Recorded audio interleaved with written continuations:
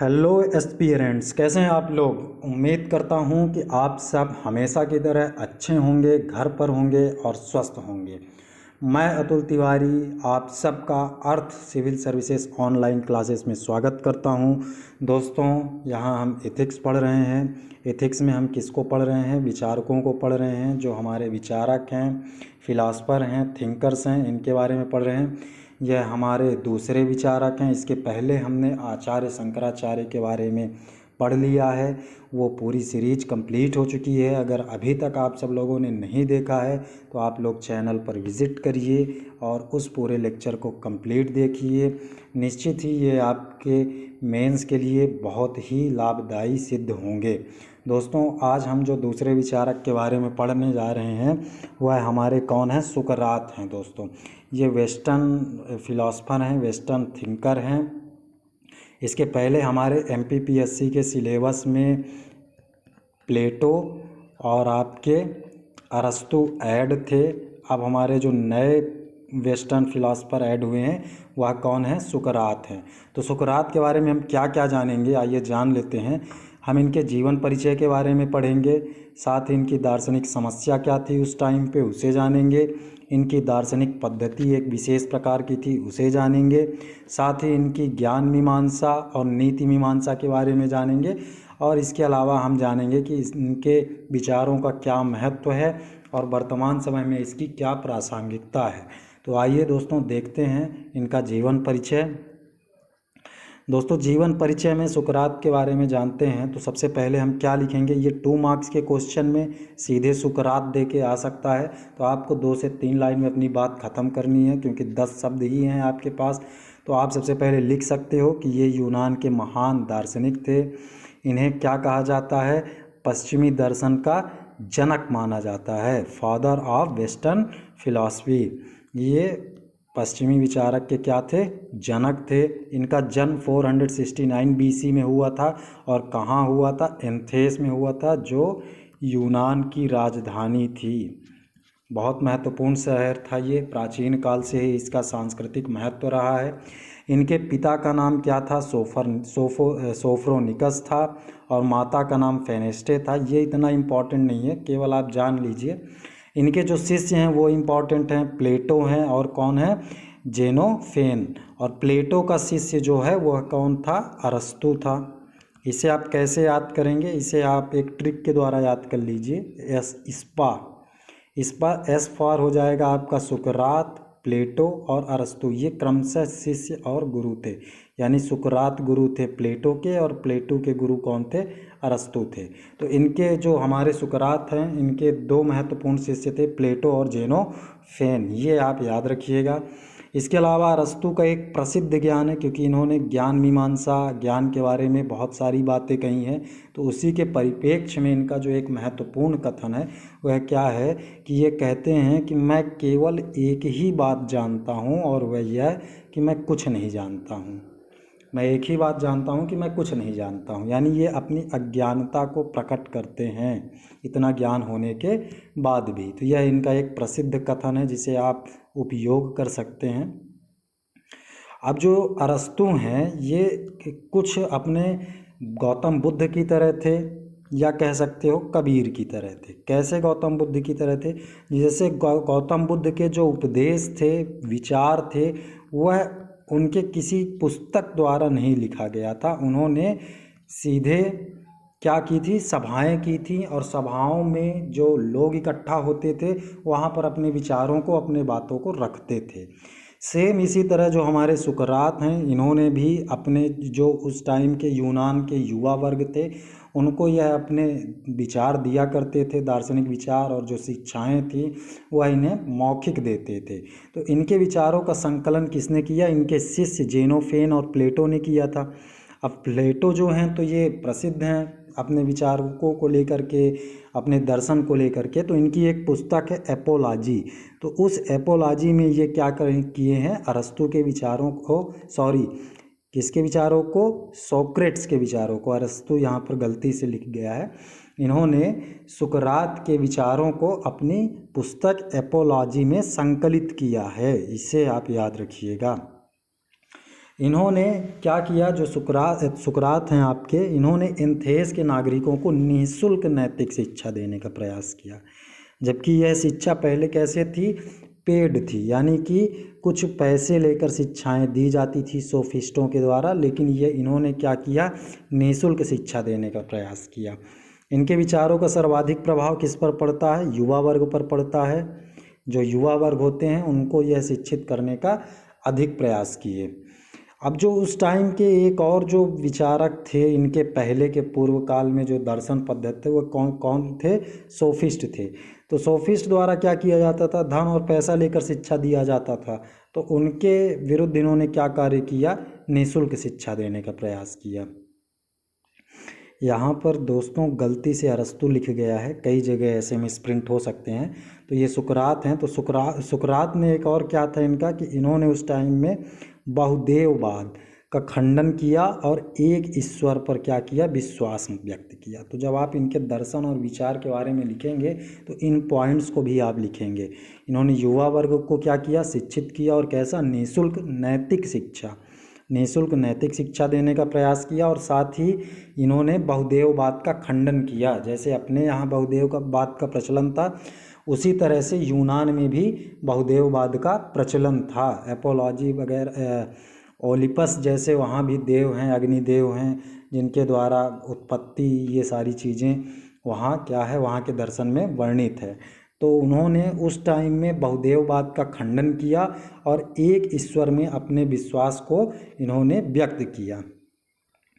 आइए देखते हैं ये सोफिस्ट विचारक कौन हैं, इनके बारे में हम थोड़ा सा जान लेते हैं। तो ये जो सोफिस्ट हैं ये ग्रीक विचारक हैं, यूनान के हैं। तो यूनान को ग्रीक भी कहा जाता है। तो ये ग्रीक विचारक जो थे, तो ये सुकरात के पूर्व काल से थे। सुकरात तो बाद में आए, लेकिन इनके पहले कौन थे, सोफिस्ट विचारक थे। तो इसी सोफिस्ट शब्द का मतलब क्या होता है, यह एक प्रकार की विचारधारा थी, है ना, सोफिस्ट। और इस शब्द का मतलब क्या क्या होता है, शिक्षक होता है। क्या होता है, शिक्षक होता है। किससे बना है, सोफोस से बना है सोफिस्ट, और इसका मतलब होता है शिक्षक। इसके बारे में जान लीजिए, क्योंकि इन्होंने सोफिस्ट मत का ही खंडन किया है। आगे तो बार बार आएगा, तो समझने में आपको आसानी रहेगी। तो सोफोस से निकला है सोफिस्ट, और जिसका अर्थ होता है शिक्षक। तो ये जो सोफिस्ट थे ये क्या करते थे, ग्रीस के युवाओं को व्यावहारिक जीवन जीने की शिक्षाएं दिया करते थे। ये शिक्षक होते थे सोफिस्ट, और यह शिक्षा देने का कार्य करते थे।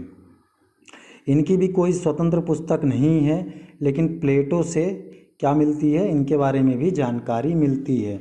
इन्होंने क्या क्या दिया, तो नैतिकता में इन्होंने संदेहवाद, आत्मनिष्ठता और सापेक्षता पर बल दिया। ये तीनों बहुत इंपॉर्टेंट पॉइंट्स हैं, इन्हें आपको याद रखना है। इन्होंने ज्ञान को क्या, संदेहवाद, आत्मनिष्ठ, यानी कि इन्होंने व्यक्ति के इंद्रिय ज्ञान पर इसको बल दिया, इसलिए इसे आत्मनिष्ठ कहते हैं। और साथ इन्होंने सापेक्ष कहा, यानी कि जो सत्य और ज्ञान है वह क्या होता है, परिवर्तित होता रहता है, और साथ ही हर व्यक्ति के लिए अलग अलग होता है कि, तो इसलिए इसे क्या कहा गया, सापेक्ष कहा गया। तो इनके जो तीन नैतिकता हैं वह क्या क्या हैं, संदेहवाद, आत्मनिष्ठता और सापेक्षवाद। ये कौन है, सोफिस्ट का है। और इसी के विरुद्ध जो होगा हमारे आपके सुकरात, तो इन्होंने क्या कहा, आत्मनिष्ठता के स्थान पर वस्तुनिष्ठता और सापेक्षता के स्थान पर निरपेक्षता, यानी कि निरपेक्ष सत्य, निरपेक्ष ज्ञान और वस्तुनिष्ठ ज्ञान को इन्होंने महत्व दिया। किसने, सुकरात ने।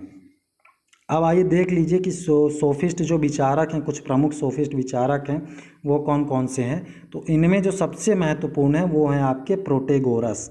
क्योंकि प्रोटेगोरस का एक महत्वपूर्ण दर्शन है, वह क्या है कि सभी वस्तुओं का मानक कौन होता है, मनुष्य होता है। इन्होंने मनुष्य के इतनी प्रमुखता प्रदान की कि जितनी भी वस्तुएं हैं उनका जो मानक है वह कौन है, मनुष्य है। अगर मनुष्य किसी वस्तु के बारे में जो अनुभव करता है वही सत्य है, वही क्या है, सार्वभौमिक सत्य है। ये किसने कहा, प्रोटेगोरस ने कहा, यानी इन्होंने मनुष्य को प्रमुखता दी। फिर इसके बाद आपके प्रोडिकस हैं। प्रोडिकस ने क्या कहा कि जो वस्तुएं होती हैं वह स्वयं में क्या, मूल्यवान नहीं होती हैं, आवश्यकताओं के अनुसार वस्तुओं को मूल्यवान बनाता है। यानी कि जो आवश्यकता होती है वही क्या करती है, किसी वस्तु को मूल्यवान बनाती है, ना कि वह वस्तु मूल्यवान होती है। ये आप लोग जानते हैं, यह सत्य भी है एक तरह से कि आवश्यकता ही किसी वस्तु को क्या बना देती है, मूल्यवान बना देती है। अगर किसी वस्तु की आवश्यकता ही ना हो तो वह मूल्यवान नहीं होती है। अब आगे जो हमारे तीसरे इसके जो प्रमुख विचारक हैं सोफिस्ट के, वो हैं थ्रेसीमेकस। इन्होंने क्या कहा कि जो कानून होता है वह शक्तिशाली लोगों की इच्छा होता है ना। इन्होंने कानून को क्या बताया, इच्छा बताया, और किसकी, शक्तिशाली लोगों की। इन्होंने ये कहा कि जो कानून है वह क्या है, कानून का जो पालन है वह क्या है, न्याय नहीं है बल्कि अन्याय है। अन्याय क्यों है, क्योंकि यह शक्तिशाली लोगों की इच्छा है। तो इस प्रकार ये हमारे सोफिस्ट विचारक थे। तो हमने जान लिया कि सोफिस्ट क्या है, सोफिस्ट शब्द क्या है, इसका मतलब क्या है। साथ ही हमने कुछ प्रमुख विचारकों को जान लिया, जिनमें प्रमुख आपके प्रोटेगोरस हैं, इनका भी खंडन अरस्तु ने किया है। तो अब आइए अरस्तु के बारे में, सुकरात, बार बार दोस्तों नाम आ रहा है अरस्तु का। तो सुकरात की मृत्यु जान लेते हैं। सुकरात के बारे में हम पढ़ रहे थे। तो इनकी जो मृत्यु होती है वह एक ट्रेजिडी है, यानी कि एक षड्यंत्र के तहत इनको मृत्युदंड दिया जाता है। चूँकि मृत्यु इनको क्यों दिया गया इसके बारे में जान लीजिए। ये उस टाइम के बहुत ही प्रसिद्ध विचारक हो गए थे। इनका जन्म जो है तो एक बेहद गरीब परिवार में हुआ था, और ये शक्ल सूरत से भी कुरूप थे। तो इनका जो विचार था, इनका दर्शन जो था, उससे युवा वर्ग जो था वह काफ़ी प्रभावित था। यह युवाओं को शिक्षित करने का अधिक से अधिक प्रयास किए, और युवा वर्ग इतना ज़्यादा इनके ज्ञान का मतलब पागलपन था उनमें, या उनके प्रति इतनी श्रद्धा थी कि जहाँ भी यह विचार अपने प्रकट करते थे, अपने शिक्षा देते थे, वहाँ युवाओं का क्या हो जाता था, जामवाड़ा हो जाता था। जिससे जो ये सोफिस्ट विचारक थे, जिन्होंने पैसे लेकर, प्रारंभ में ये भी निःशुल्क शिक्षा देते थे, लेकिन बाद में यह पैसे लेकर शिक्षा देने लगे, तो इनके मत को क्या हुआ, धक्का पहुंचा, इनके मत में कमी आई, और जो सुकरात हैं इनके विचारों का बोलबाला हुआ। और साथ ही इन्होंने बहुदेववाद का खंडन किया, जिससे वहाँ की जो धार्मिक भावनाएं थीं और जो राजतंत्र था वह क्या हुआ, आहत हुआ।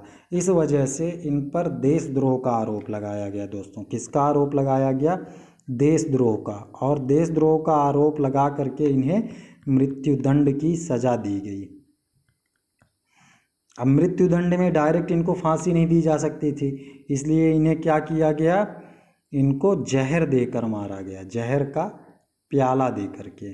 और जब इन्हें जहर देकर मारने की जो योजना थी राजतंत्र की या राज परिवार की, तो ये इसकी जानकारी इन्हें पहले ही प्राप्त हो चुकी थी। लेकिन इन्होंने यह कहा कि मैं सत्य को यानी मृत्यु को चुन रहा हूँ, क्योंकि इसी से ही एंथेस का क्या है, भला है, और यही ईश्वर का आदेश है।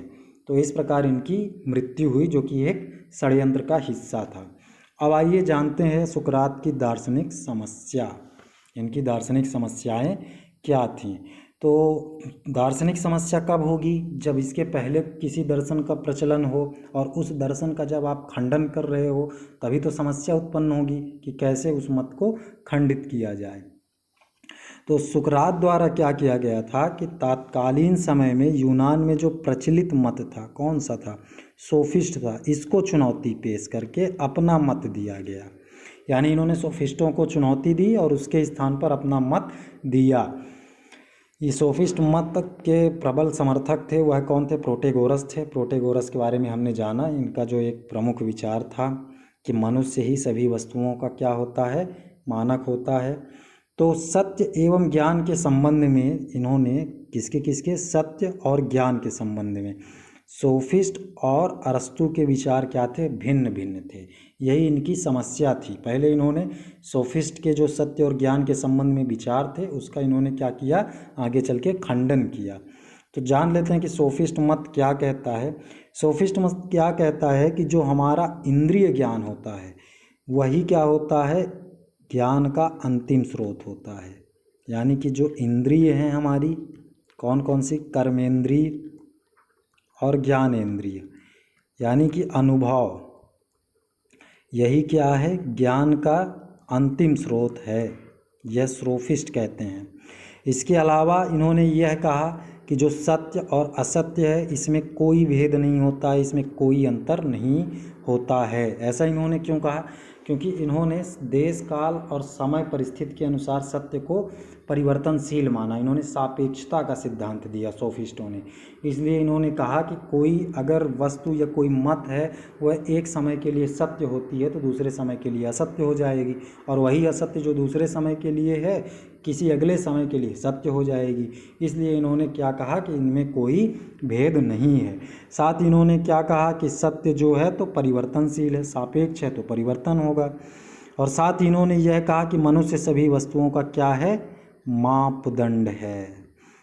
तो इस प्रकार इन्होंने सोफिस्ट के जो ये 4 मत हैं इन्हें आप जान लीजिए और इन्हें दिमाग में बैठा लीजिए, क्योंकि इसी का हमारे जो विचारक हैं पश्चिमी विचारक सुकरात, इन्होंने क्या किया है? खंडन किया है इन्हीं 4-5 मतों का, और इसी पर इनका क्या है? दर्शन आधारित है।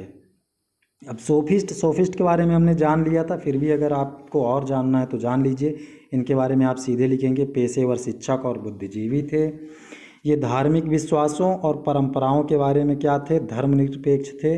और साथ ही परंपरा और प्राधिकरण के अंधानुकरण का इन्होंने क्या किया?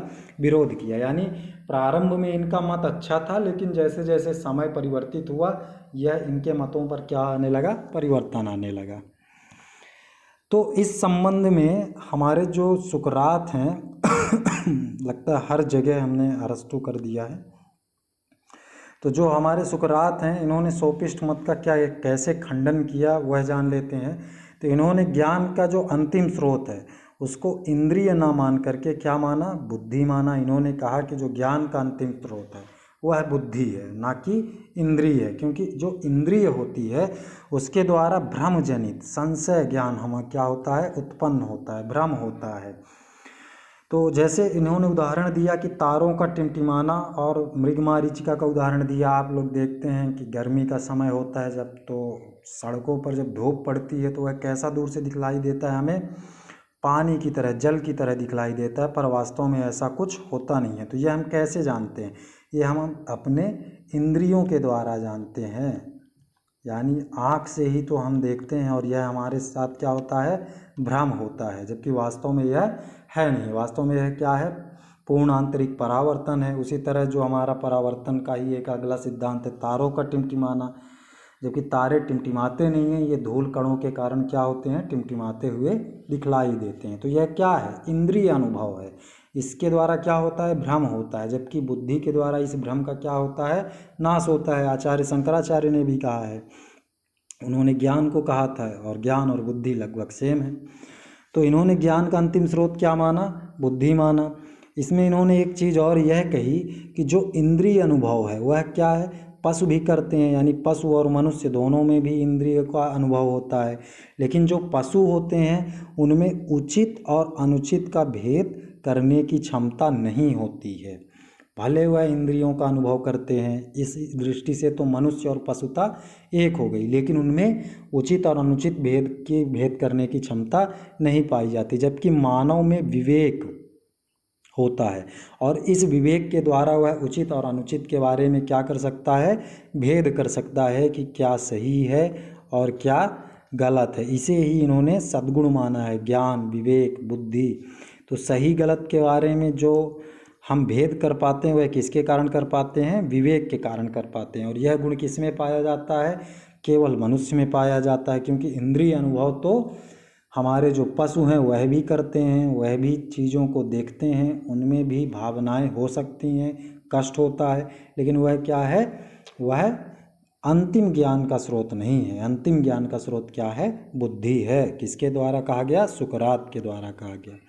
फिर इन्होंने आगे क्या कहा? इन्होंने आगे कहा कि सत्य व्यक्ति सापेक्ष ना होकर के वस्तुनिष्ठ होता है। तो इन्होंने दूसरा मत का खंडन किया जो सोफिस्टों का है कि जो सत्य है वह क्या होता है? आत्मनिष्ठ होता है।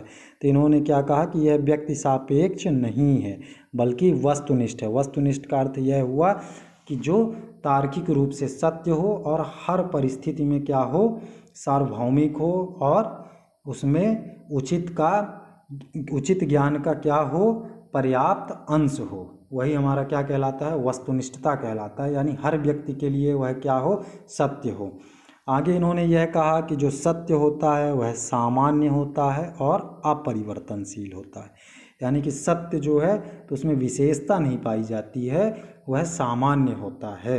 और साथ ही उसे क्या कहा, अपरिवर्तनशील कहा। जबकि सोफिस्टों ने क्या कहा था, सापेक्ष कहा था। तो इस प्रकार जो हमारे सुकरात हैं, इन्होंने सत्य को निरपेक्ष माना, सामान्य माना और अपरिवर्तनशील एवं बौद्धिक माना। इस तरह से इन्होंने, सुकरात ने क्या माना, सत्य को निरपेक्ष, सामान्य, अपरिवर्तनशील एवं बौद्धिक माना।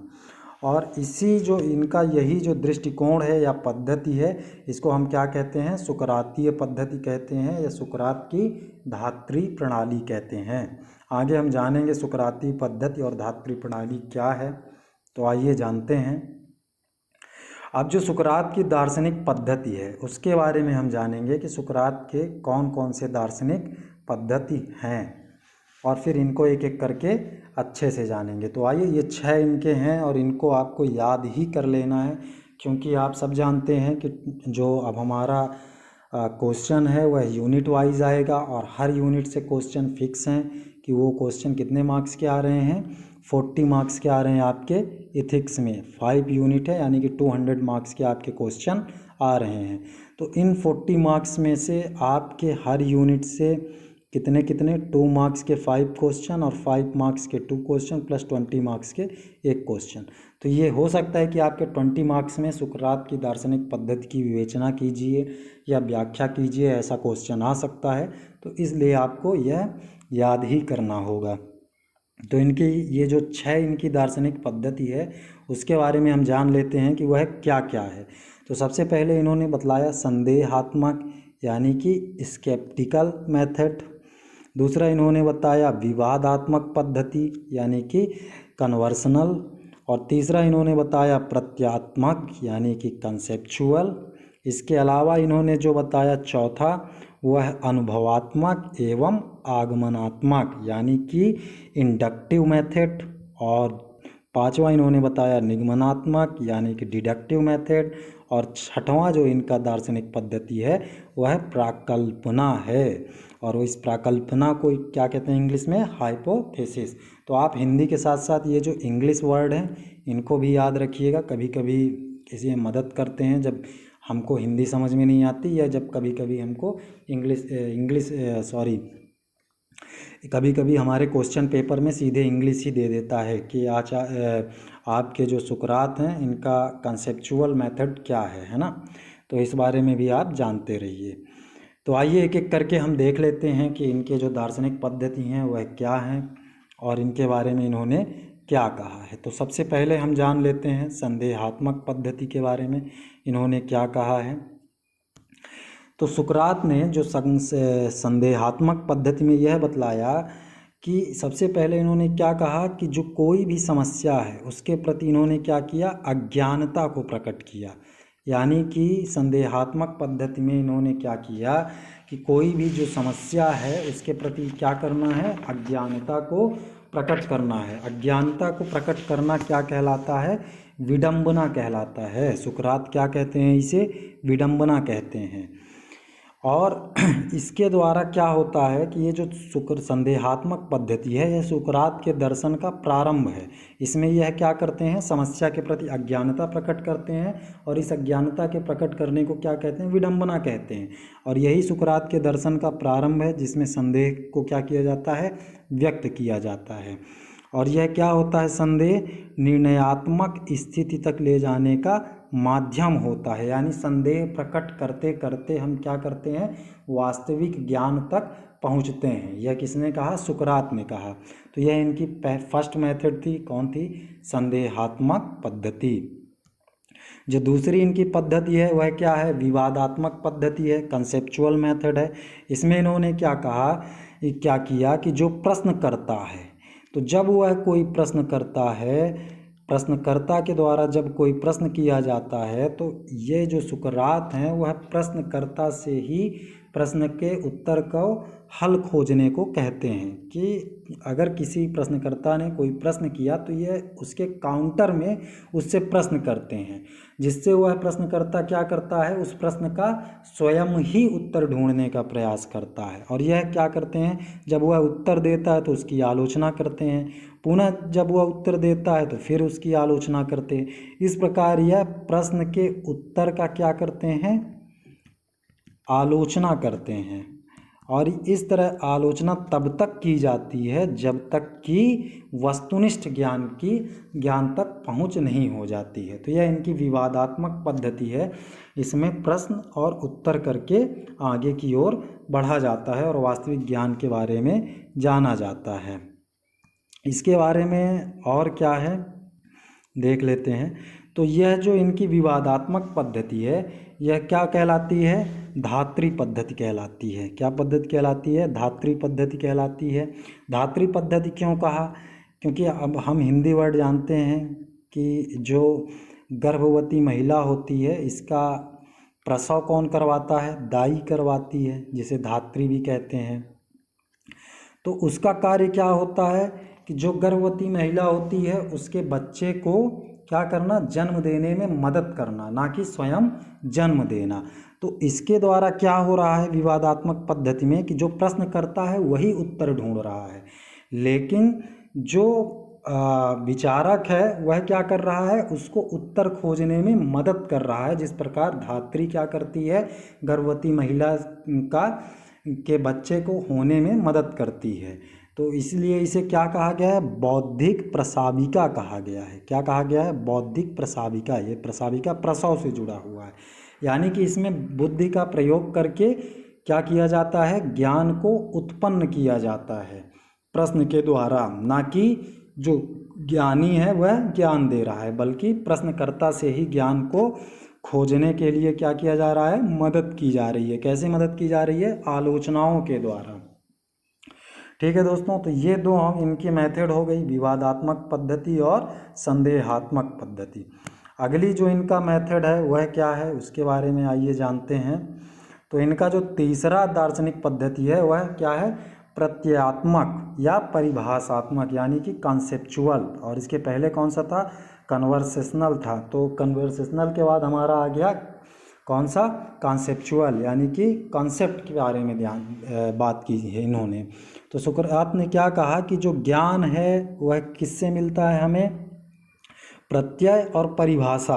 क्योंकि जो ज्ञान होता है वह इन्हीं दो में विद्यमान रहता है, प्रत्यय और परिभाषा में ही। इसके लिए इन्होंने उदाहरण दिया कि जैसे कोई विशेष मनुष्य है, उसकी तुलना आपको करनी है, तो आप तुलना करने के लिए क्या करोगे, उसके जो विशेष गुण हैं उनको आप अलग कर दोगे, विशेष गुणों को अलग करेंगे और फिर जो उसके सामान्य गुण हैं उनको देखेंगे। और इन सामान्य गुणों को देखना ही क्या कहलाया, इनका प्रत्यय कहलाया, कॉन्सेप्ट कहलाया। कैसे कहलाया, जैसे कोई मनुष्य होता है उसमें दो गुण होते हैं, या बौद्धिकता और दूसरा पशुता। अब ये दोनों गुण क्या हैं, इसके सामान्य गुण हैं।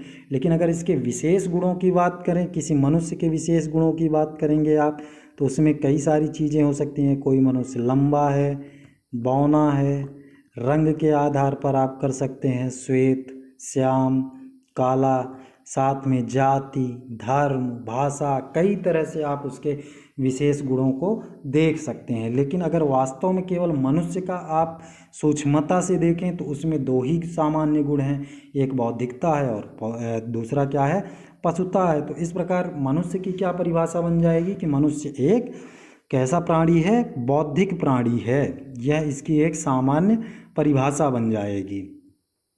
तो इस प्रकार क्या है, इन्होंने क्या कहा कि जो वास्तविक ज्ञान है वह क्षणिक, परिवर्तनशील और संवेदनाओं एवं प्रत्यक्षों में ना हो करके नित्य प्रत्ययों एवं परिभाषाओं में निहित है। यानी कि जो नित्य है, और कैसा नित्य है, प्रत्यय है, यानी कि कॉन्सेप्ट है, कॉन्सेप्चुअल है, और साथ में कैसा है, डेफिनेशनल है, यानी कि वह उसको क्या किया जा सके, परिभाषित किया जा सके। तो इस प्रकार इन्होंने प्रत्ययात्मक और परिभाषात्मक की व्याख्या की। और अब अगला इनका जो दार्शनिक पद्धति है वह क्या है दोस्तों? अनुभवात्मक एवं आगमन पद्धति। अनुभवात्मक एवं आगमन पद्धति के नाम से ही पता चल रहा है। अनुभवात्मक यानी कि जो अनुभव किया जा सके, यानी यहाँ किसकी बात होगी? इंद्रिय की बात होगी, इसको ध्यान रखिएगा। और आगमन क्या है? इंद्रियों के द्वारा जो चीज़ हम क्या करते हैं? ग्रहण करते हैं बाहर से, तो वही तो आगमन होगी। तो इसमें इन्होंने यह कहा सुकरात ने कि ज्ञान प्राप्त करने के लिए अनुभव को भी, क्योंकि इन्होंने क्या किया था, सोफिस्ट मत जो है तो वह क्या कहा कि ज्ञान का जो अंतिम स्रोत है वह क्या है? इंद्रिय है। लेकिन इन्होंने उसका खंडन करते हुए क्या कहा कि ज्ञान का अंतिम स्रोत इंद्रिय ना हो करके क्या है? बुद्धि है। तो इसलिए इन्होंने आगे चल करके अपने अनुभवात्मक एवं आगमन पद्धति में क्या माना कि अनुभव भी जो है ज्ञान प्राप्त करने में महत्वपूर्ण है। अनुभव के द्वारा क्या कहा इन्होंने कि जो विशेष अनुभवों की तुलना हम किससे करेंगे? सामान्य गुणों को विशेष गुणों से पृथक करने में करेंगे। यानी कि जो विशेष अनुभव हमें मिलेंगे किसी वस्तु से, उसकी तुलना हम किससे कर लेंगे? वस्तु से। और इससे तुलना करने के बाद हम सामान्य गुणों को पृथक कर लेंगे। ठीक है दोस्तों, तो ये इन्होंने किस में कहा? अनुभवात्मक या आगमन पद्धति में कहा। आगे हम उदाहरण के द्वारा देखेंगे, समझेंगे कि कैसे। फिर इसको इन्होंने क्या कहा? तत्पश्चात उसका हम क्या करेंगे? सामान्यीकरण करेंगे। और यह सामान्यीकरण करने के बाद क्या कहलाता है? सामान्य कहलाता है। और यही सामान्य क्या है? हमारे ज्ञान का स्रोत है। यानी कि हम विशेष गुणों को किसी वस्तु से पृथक करेंगे, और जैसे ही विशेष गुण उस वस्तु से पृथक हो जाएगा तो वह वस्तु कैसी हो जाएगी? सामान्य हो जाएगी। और यही जो सामान्य है वह क्या है? हमारा ज्ञान का स्रोत है। इसे ही इन्होंने क्या कहा सुकरात ने? इसे इन्होंने अनुभवात्मक या आगमन पद्धति कहा है। यानी कि अनुभव करेंगे, अनुभव करने के बाद हम जो विशेष गुणों को अनुभव कर लेते हैं, है ना, अपने इंद्रियों से, तो उसको अनुभव करने के बाद हम क्या करेंगे? उन विशेष गुणों को पृथक कर लेंगे। जैसे तारों का टिमटिमाना है, तो तारों के टिमटिमानों को हम जो अपने आँखों से देखते हैं वह क्या है? विशेष गुण हैं। लेकिन जब इस विशेष गुण को हम पृथक करते हैं, जब हम जानते हैं कि यह क्या है? धूल आदि कणों के कारण जो प्रकाश का परावर्तन होता है उसकी वजह से क्या होता है? तारे टिमटिमाते हैं। तो इस विशेष गुण को हम पृथक करेंगे तो हमें सामान्य सी जानकारी प्राप्त होगी कि तारे में क्या है? स्वयं का प्रकाश है, और स्वयं के प्रकाश की वजह से जो धूल कण होते हैं, इसलिए तारे हमें कैसे दिखाई देते हैं? टिमटिमाते हुए। तो यह सामान्य जो ज्ञान है, यही क्या है? ज्ञान का स्रोत है। इसमें हमने दो उदाहरण लिया है, एक मनुष्य का और दूसरा मिट्टी का।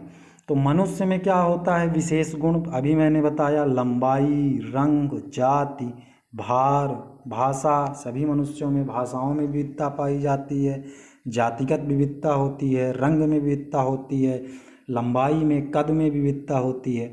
तो यह सब क्या है? मनुष्य के विशेष गुण हैं। लेकिन जो इनमें इन विशेष गुणों को अगर आप अलग कर दें, हटा दें किसी मनुष्य से, तो वह मनुष्य क्या रह जाएगा? उसमें सामान्य गुण क्या बचेगा? उसमें दो ही सामान्य गुण बचेंगे, एक चिंतन और दूसरा विचारण। यानी कि सभी मनुष्यों में दो सामान्य गुण तो पाए ही जाएंगे, एक तो चिंतन और दूसरा विचारण। यानी कि कोई भी मनुष्य होगा उसमें विचार करने की और चिंतन करने की शक्ति तो होती ही है। अब यह अलग बात है कि किसी में अधिक, किसी में कम, किसी में अत्यल्प होती है। तो यह क्या है? इसका सामान्य गुण है। इसी को इन्होंने क्या कहा है? अनुभवात्मक पद्धति के द्वारा विकसित किया है। दूसरा मैंने मिट्टी का लिया है। मिट्टी से आप देखते हैं मिट्टी में भी कई गुण पाए जाते हैं, लाल, काली, पीली, कछारी, कई तरह की मिट्टियाँ होती हैं। तो ये तो इनके विशेष गुण हो गए। लेकिन सामान्य गुण क्या है? उद्भव है। सभी मिट्टी का निर्माण जो है तो लगभग एक प्रक्रिया के द्वारा हुआ है, और साथ ही इनके द्वारा क्या होता है? नव जीवन प्रकट करने की क्षमता होती है। जो हमारे पेड़ पौधे वृक्ष होते हैं सभी मिट्टियों में होती है। उसमें भले ही अलग अलग पौधों या घास को उगाने की क्षमता हो, लेकिन इनमें क्या होता है? उद्भव की क्षमता पाई जाती है। यह सभी मिट्टियों में होता है। तो इस प्रकार हमने जाना। साथ ही आप मिट्टी से यह भी रिलेट कर सकते हो कि कोई एक मिट्टी है तो मिट्टी से आप क्या क्या बना सकते हो? घड़ा बना सकते हो, है ना। आप मिट्टी से कुल्हड़ बना सकते हो। इसके अलावा आप मिट्टी के अन्य बर्तन भी बना सकते हो। तो ये बर्तन, कुल्हड़, घड़ा, ये सारी चीज़ें क्या हैं? विशेष गुण हैं। लेकिन सामान्य गुण क्या है? मिट्टी के कंपोनेंट्स हैं जो इसमें विद्यमान हैं। तो इस प्रकार हमने क्या जाना कि जो अनुभवात्मक एवं आगमनात्मक पद्धति है वह क्या करती है? विशेष अनुभव से हमें कहाँ की ओर ले जाती है? सामान्य ज्ञान की ओर ले जाती है। विशेष अनुभव से सामान्य ज्ञान की ओर, यानी हम विशेष ज्ञान को क्या करते हैं? अलग करते हैं इसमें, और सामान्य ज्ञान की प्राप्ति करते हैं। और यही सामान्य जो होता है हमारे ज्ञान का स्रोत होता है, ऐसा सुकरात ने कहा। फिर इनकी जो अगली मेथड है वह निगमनात्मक पद्धति है। निगमनात्मक पद्धति में इन्होंने क्या कहा कि जो इसमें जो इन्होंने बताया अपने इस दर्शन में, इन्होंने यह बतलाया कि सामान्य ज्ञान के द्वारा विशेष अनुभव ज्ञान को स्थापित करना। यानी कि यहाँ पर हम जो हमारे पास सामान्य है, यानी कि हमारे पास जैसे अगर विचार करने की, चिंतन करने का सामान्य है, ज्ञान है, यह सभी में होता है। तो इस चिंतन के द्वारा हम विशेष अनुभव या ज्ञान को जब हम प्राप्त कर लेते हैं या स्थापित कर लेते हैं तो उसे सुकरात ने क्या कहा? निगमनात्मक पद्धति कहा। यानी कि सामान्य से हम विशेष की ओर जा रहे हैं। और आगमनात्मक में क्या होता था? इंडक्टिव में, कि हम विशेष से सामान्य की ओर जाते थे, विशेष गुणों को पृथक करके सामान्य की ओर जाते थे। और निगमनात्मक में हम सामान्य ज्ञान से विशेष ज्ञान की ओर क्या करते हैं? स्थापित करते हैं। जो इनका छठवां दार्शनिक पद्धति है वह क्या है? प्राकलना है। और ये प्राकलन को क्या कहा इन्होंने? प्राकल्पना है, सॉरी, क्या है? प्राकल्पना है। प्राकल्पना, इसको इंग्लिश में क्या कहते हैं? हाइपोथेसिस। हाइपोथेसिस। इसमें यह एक विचार होता है, क्या होता है? विचार होता है, जिसमें क्या होता है? किसी विशेष स्थिति या स्थिति के लिए संभावित, ध्यान रखना वर्ड, संभावित स्पष्टीकरण के रूप में सुझाया जाता है। यह क्या करता है? एक विचार है, हाइपोथेसिस, प्रकल्पना जो है तो क्या है? एक विचार है जो किसी विशेष स्थिति या स्थिति के लिए संभावित स्पष्टीकरण के रूप में सुझाया जाता है। तो इसको भी जो सुकरात हैं इन्होंने क्या अपने दार्शनिक पद्धति में लिया? प्रकल्पना को भी, कि जो सत्य है, यानी कि जो संभावित सत्य हो सकता है उसको भी इन्होंने क्या किया? शामिल किया, उसको भी इन्होंने सुझाया। लेकिन इसमें क्या है कि जो अभी तक क्या है? साबित नहीं हुआ है, यानी कि प्रमाणित नहीं हुआ है। प्रकल्पना में क्या होता है कि विशेष स्थिति या स्थिति के लिए क्या करते हैं? संभावित स्पष्टीकरण को हम क्या करते हैं? शामिल करते हैं, सुझाते हैं कि ये विशेष स्थिति में ऐसा हो सकता है। जैसे आप पृथ्वी का उद्भव देखें तो इसमें कई सारे साइंटिस्ट ने क्या दिए हैं? अलग अलग थ्योरी दिया है। किसी ने दोलन सिद्धांत दिया है, किसी ने बिग बैंग थ्योरी दिया है। तो यह क्या है? यह संभावित स्पष्टीकरण है, संभावित ज्ञान है कि इससे ऐसा हुआ होगा। लेकिन यह अभी क्या है? प्रमाणित नहीं है। यानी कि इसमें संभावना है कि ऐसा हो सकता है, पर वास्तव में यह क्या है? प्रमाणित नहीं है। तो इसको भी अपने दर्शन पद्धति में सुकरात ने क्या किया है? शामिल किया है। तो इस प्रकार सुकरात के ये कुछ दार्शनिक पद्धतियाँ थीं, 6, जो इन्हें आप लोग याद रखिएगा, बहुत इंपॉर्टेंट है। 20 मार्क्स, 5 मार्क्स में आते हैं तो आप एक एक लाइन करके 50 शब्द समाप्त कर दीजिए। और अगर 20 मार्क्स का आता है तो आप ऐसे ही एलोबरेट करके उदाहरणों के साथ अपने आंसर को अच्छा बना सकते हो। तो इस प्रकार जो हमारे सुकरात थे, इन्होंने क्या किया? जो इनके पूर्व के विचारक सोफिस्ट थे, इनके द्वारा जो इंद्रिय ही प्रत्यक्ष ज्ञान है इसको क्या किया? खंडन किया, और इसके विरुद्ध अपना ज्ञान का मत प्रकट किया। और क्या प्रकट किया? कि जो ज्ञान होता है वह वस्तुनिष्ठ और सार्वभौमिक होता है। वस्तुनिष्ठ और सार्वभौमिक होता है। इन्होंने ज्ञान को यह माना कि यह सभी दृष्टि से क्या होता है? सत्य होता है, और साथ ही यह सार्वभौम होता है, सभी के लिए उचित होता है, सभी के लिए सत्य होता है। तो इस प्रकार दोस्तों हम लोगों ने आज जाना सुकरात के बारे में कि इनके जीवन परिचय कैसा था, और साथ ही यह भी जाना कि इनकी दार्शनिक समस्या क्या थी और दार्शनिक पद्धति क्या थी। अब आगे हम लोग सुकरात की ज्ञान मीमांसा और नीति मीमांसा के बारे में चर्चा करेंगे, जानेंगे। और साथ ही लास्ट वाला जो हमारा लेक्चर होगा इसका सुकरात का, उसमें हम कुछ संभावित प्रश्नों का भी प्रैक्टिस करेंगे। तो धन्यवाद दोस्तों। अब अपने लेक्चर को यहीं पर मैं समाप्त करता हूँ। साथ ही आप लोग इस लेक्चर को देखें और अगर आपको पसंद आता है तो आप इसे लाइक करिए, सब्सक्राइब करिए, साथ ही अपने दोस्तों को शेयर करिए और यह भी बताइए कि इस लेक्चर में आपको क्या कमी लगी और क्या अच्छा लगा। धन्यवाद दोस्तों।